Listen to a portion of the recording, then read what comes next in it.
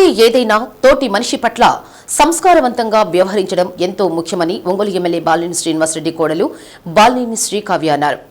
నగరంలోని 37వ డివిజన్ సమతానగర్, సోనియాగాంధీ నగర్లో శ్రీకావ్య, బాలినేని శశిదేవి వేరువేరుగా మహిళలతో మమేకం స్త్రీ శక్తితో శశిదేవి కార్యక్రమంలో భాగంగా ఎన్నికల ప్రచారం నిర్వహించారు. ఈ సందర్భంగా సమతానగర్ సంఘటనపై బాలినేని శ్రీకావ్య మీడియాతో మాట్లాడారు.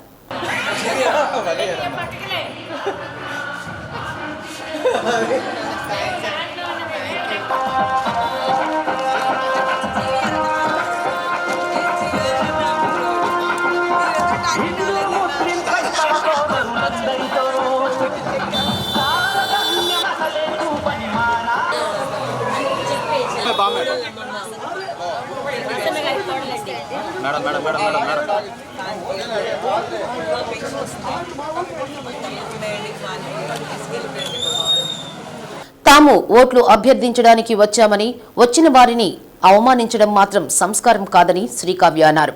ఇటీవల జరిగిన ఘటనలో గేటు వేసి తన్ను లోపలికి రానివ్వకపోగా తమతో పాటు ఉన్న గర్భిణి అయిన రాజీనామా చేసిన వాలంటీర్పై భౌతిక దాడికి పాల్పడ్డారన్నారు.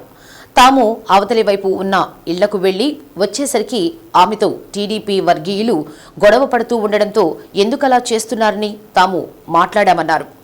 దానికి టీడీపీ మహిళ వినలేని చెప్పలేని బూతు పదజాలంతో మాట్లాడిందని, అవి మహిళలుగా తాము చెప్పలేని పదాలన్నారు.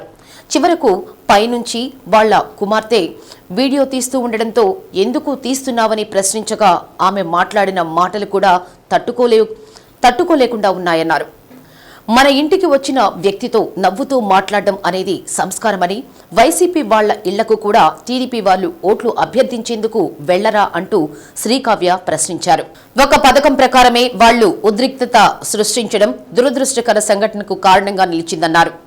కార్యక్రమంలో డివిజన్ అధ్యక్షుడు గునుపాటి వెంకారెడ్డి, గంట రామానాయుడు, బొమ్మినేని మురళి, మధుసూదన్ రెడ్డి, మహిళా విభాగం జోనల్ ఇన్ఛార్జి బడుగు ఇందిర, జిల్లా మహిళా అధ్యక్షురాలు తమ్మినేని మాధవి, నగర అధ్యక్షురాలు చింతగుంట్ల సువర్ణ, పురిని ప్రభావతి, బొప్పరాజు జ్యోతి, లీలారాణి, ప్రసన్న, సుధారాణి, బుజ్జి, మాధవీలత, విశాలి, మంజు, ఉమా తదితరులు పాల్గొన్నారు.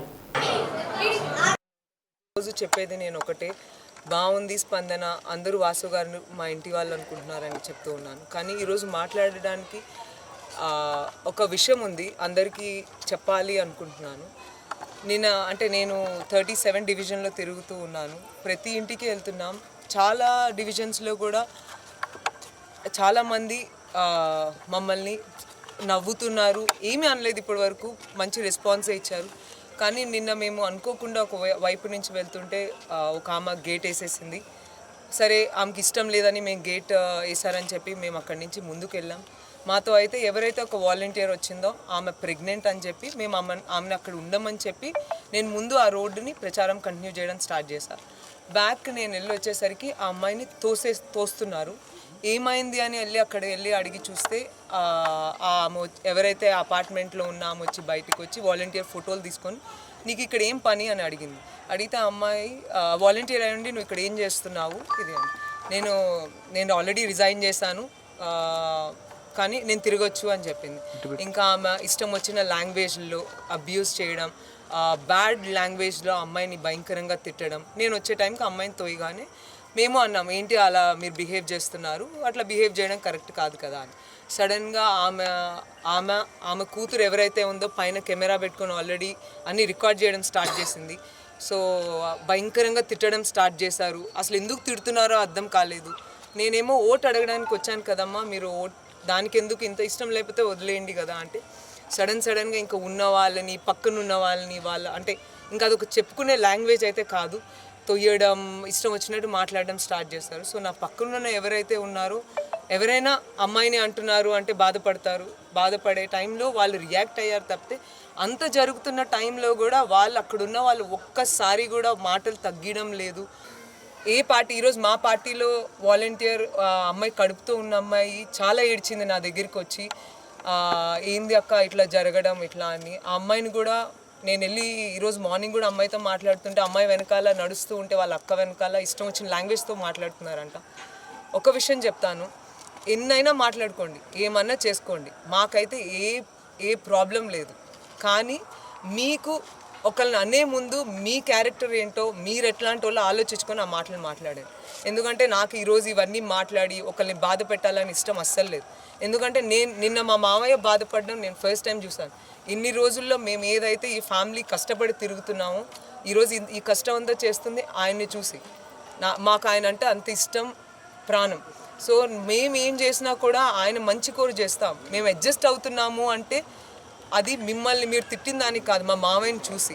సో మీరు అది అర్థం చేసుకొని ఇంకా పైన మీకు ఎవరికైనా ఇష్టం లేదో ఓటేయడం, మాకు వేయకపోవడం మీరు చెప్పేయండి, మరి రావద్దు ఓకే అని. కానీ ఇంకొకసారి ఎవరైనా ఈ లాంగ్వేజ్ యూజ్ చేసి ఎవరైనా అమ్మాయిల్ని కానీ మాట్లాడితే మేమైతే ఇంకా సహించాం. ఇంకొక విషయం చెప్తాను, నా పక్కన తిరిగే వాళ్ళందరినీ ఇష్టం వచ్చినట్టు మాట్లాడారు నిన్న. నా పక్కన తిరిగే వాళ్ళంతా మా మీద ప్రాణంతో చేస్తున్నారు. నన్ను ఏదన్నా అనగానే అందరూ తిరిగి కొట్టడానికి వచ్చారో ఏదన్నా నన్ను వాడిన అంటే వాళ్ళు ఎంత చెత్త లాంగ్వేజ్ వాడారో నాకు తెలుసు. సో దానికి వాళ్ళందరూ నన్ను కాపాడడానికి వచ్చారు. వాళ్ళు ఏదో అంటే మీరు అంటే వాళ్ళని కూడా కొన్ని లాంగ్వేజ్ యూజ్ చేశారు, అవి నాకు వాడడం ఇష్టం లేదు, బట్ అవన్నీ వాళ్ళని యూజ్ చేశారు. వాళ్ళు మిగతా పార్టీస్ లాగా వచ్చి ఏదో అట్లా చేయడం కాదు, వాళ్ళు ప్రాణం ఇచ్చి చేసేవాళ్ళు. సో ఇంకొకసారి ఎవరినైనా అనే ముందు ఆలోచించి మాట్లాడండి. మేము మీ పైన ఇంకా పైన మాట్లాడాలనుకోవట్లేదు. మీరు కూడా ఏదన్నా ఉంటే డైరెక్ట్గా ఫైట్ చేయండి తప్పితే ఇట్లా అయితే ఇప్పుడు చేయక. నన్ను చాలా బాగా రిసీవ్ చేసుకున్నారు, నవ్వారు, అమ్మ ఇది అన్నారు తప్పితే ఎప్పుడు ఇలాంటిదైతే నాకు జరగలేదు. జరిగినా ఓకే ఫైన్, నచ్చకపోయినా గేట్ వేసినప్పుడు కూడా నేను దాన్ని యాక్సెప్ట్ చేసి ముందుకు వెళ్ళాను తప్పితే నేనేమీ అనలేదు. కానీ ఎప్పుడైతే ఆ అమ్మాయి వాలంటీర్, ఆ అమ్మాయి కడుపుతో ఉన్న అమ్మాయిని తోశారో అది నేను తట్టుకోలేకపోయాను. ఎందుకంటే అది అసలు కరెక్ట్ కాదు. ఆమె కావాలని ఫైట్కి దిగింది, ఎందుకంటే అది గొడవ చేయాలని ఇంటెన్షన్.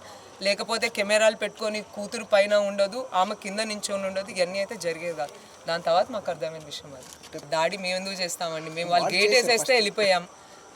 వాలంటీర్ని ఆమె బయటకు వచ్చి ఆమె ఇష్టం వచ్చినట్టు లాంగ్వేజ్తో యూజ్ చేసి పుష్ చేసింది. చేయగానే అమ్మాయి వెనకలు పడగానే వాలంటీర్స్ పట్టుకున్నారు. అది చూసి మేము పరిగెత్తుకొని వచ్చి రియాక్ట్ అయ్యాం. ఎందుకంటే అమ్మాయి ప్రెగ్నెంట్, అసలు ఏం జరిగిందా అని తెలుసుకుందామని వచ్చాము తప్పితే మేము అసలు వాళ్ళ మీద దాడికి వెళ్ళలేదు. ఇన్ఫ్యాక్ట్ వాళ్ళ అపార్ట్మెంట్లో ఉన్న వాళ్ళందరినీ పిలిచి ఇప్పటికీ అడగండి, వాళ్ళకి నేను మీరు ఆగండి అని చెప్తున్నాను తప్పితే వాళ్ళు ఇంక ఇష్టమైన బూతులు, ఇష్టమైన లాంగ్వేజ్ తోసేయడం అంటే ఇంకా చెప్పుకోలేనివి. అసలు ఎక్కడ వెళ్తామండి, మేము అపార్ట్మెంట్ కిందే వాళ్ళ కెమెరా రెడీగా ఆల్రెడీ ఒక్కొక్కరు ఒక పొజిషన్లో ఫిక్స్ చేసుకొని ఉన్నారు. వీళ్ళు ఇక్కడ వాళ్ళు ఎంత చేస్తున్నా ఆ పొజిషన్ నుంచి కూడా మూవ్ అవ్వట్లేదు. మమ్మల్ని తన్నేస్తున్నారు, బూతులు తిట్టేస్తున్నారు, పడిపోతున్నారు. అసలు మాకు అర్థం కాలేదు బేసికల్లీ వాళ్ళు ఏం చేస్తున్నారో కూడా. అంటే వాళ్ళు ప్లాన్డ్గా ఉన్నారు కాబట్టి అది అంటే ఈరోజు చెప్తే ప్లాన్ అందరూ అనుకుంటారు సేమ్ యాజ్ మీరేదో ఇది అని. బట్ రియాలిటీ ఆమె ఎవరైతే యూజ్ చేసిందో మీడియా ముందే ఫౌల్ లాంగ్వేజ్ యూజ్ చేసింది. ఇక్కడ వద్దు, వాళ్ళు టీడీపీ వాళ్ళు యాక్సెప్ట్ చేయరు, వాళ్ళు రెడీగా ఉన్నారని చెప్పననే వర్డ్స్ వచ్చినాయి. తన దాకా వెళ్ళలేదు, వచ్చినాయి. కానీ మేము వెళ్ళాము. వస్తుంటే వాలంటీర్ ఉండి నేను ఈ ఇంట్లో చాలా పథకాలు ఇచ్చాను, నేను తీసుకొని వెళ్తానని కూడా తను అనింది. కానీ తన్ని రానియకుండా గేట్ వేసేసారు. గేట్ వేస్తే తను వాళ్ళ చెల్లెల కొడుకుని ఎత్తుకొని ఉండింది. మీకు ఫొటోస్లో కూడా కనిపిస్తుంది. చెల్లెల కొడుకుని ఎత్తుకొని ఉంటే వాటర్ తాపిస్తూ ఉంటే ఫొటోస్ తీస్తున్నారంట. మేము ఎలక్షన్ కమిషన్కి ఇస్తామనంటే నేను రిజైన్ చేశానమ్మా, నా గురించి ఎలక్షన్ కమిషన్కి ఎందుకు ఇస్తారు అని చెప్పనని తను అడిగింది. అడిగితే మేము గవర్నమెంట్ ఎంప్లాయీస్మి, మేము ఏదైనా అడుగుతాము, మీరు చెప్పాలి దానికి సమాధానము అని చెప్పనంటే సరే నేను చెప్తాను, నేను రిజైన్ చేశాను కదా, నేను తిరగచ్చు, ఇబ్బంది లేదు అని. సరే మీ ఇంటికి వద్దు, మీరు నేను ఇంకా చాలా ఇళ్ళకి ఇంట్లో పథకాలు ఇచ్చున్నాను, అక్కడికి నేను వెళ్ళి నేను మాట్లాడతానండి, నేను అడుగుతాను అని తన దగ్గర డిస్కషన్ జరిగిందంట. అది మాకు తెలియదు, మేము వెళ్ళున్నాము. రిటర్న్ వస్తుంటే ఆ అమ్మాయిని పట్టుకొని కొట్టి అమ్మాయి మీద పక్కన పడుతుంది, గోడ మీద పడుతుంటే తను కావ్య గారు వెళ్ళి ఎందుకు అలాగ చేస్తున్నారు అని చెప్పని అనేటప్పటికి ఎలాంటి మాటలు అంటే అలాంటి మాటలు మాట్లాడారు. అలా ఎందుకు మాట్లాడటము వద్దు అని చెప్పనని మాట్లాడుతుంటే అసలు మీదకి రావడము, వద్దన్నాము కదా మేము గేటు ఇది లాక్ చేసాము కదా అని అంటే వాళ్ళ పాప చండాలంగా మాట్లాడుతుంది. ఎందుకు మాట్లాడటం అని చెప్పనని నేను 2 స్టెప్స్ పైకి ఎక్కాను.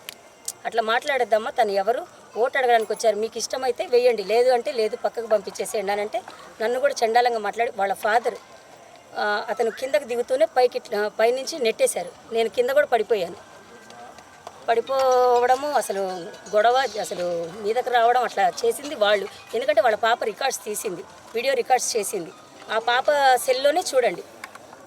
మీకు క్లారిటీగా ఉంటుంది. లేదంటే సీసీ కెమెరాస్ ఉంటాయి కదా, ఆ సీసీ కెమెరాస్ అయినా తెప్పించండి. మేము చెప్పేది అబద్ధమా, వాళ్ళు చెప్పేది అబద్ధమా, ఏదైనా